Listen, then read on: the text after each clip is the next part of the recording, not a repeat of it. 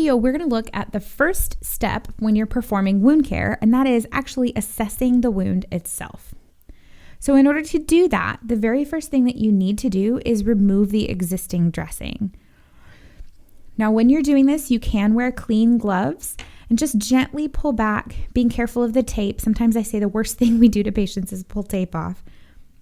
Now, just know that if you do need to get deeper in and remove some kind of packing like you see here, you'll need to use sterile gloves, or you can use sterile forceps.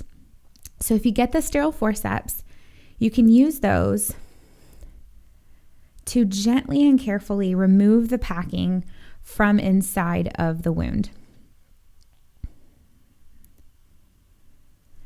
So now that the wound is exposed, you can actually assess it. So first you want to look at the color and the characteristics of the wound bed. Is it red? Are there streaks of yellow? Is it black or green? Is it moist? Is it dry? Is it leathery? Those are all going to tell you a lot about what's going on. In this case, the wound bed is red and bumpy, which tells us there's some granulation tissue, which means it's beginning to heal.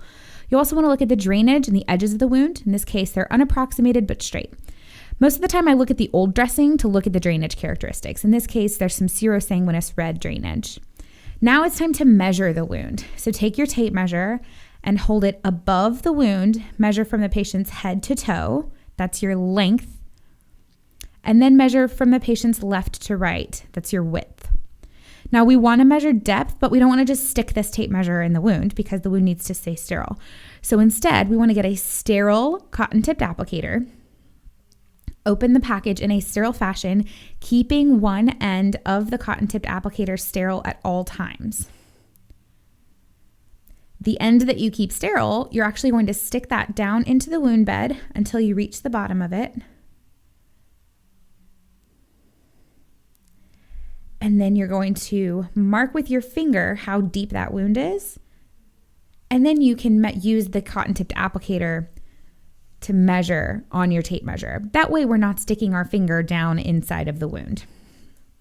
So if you have any tunneling or undermining in your wound, you can measure those areas with a new cotton-tipped applicator in the same fashion. So now you have all of your assessment information, you can move on to the dressing change. If you need to, pause to write down your findings so you don't forget them, so you can document them later. So make sure you check out the dressing change lesson to see how to perform a sterile dressing change. Now go out and be your best selves today, guys. And as always, happy nursing.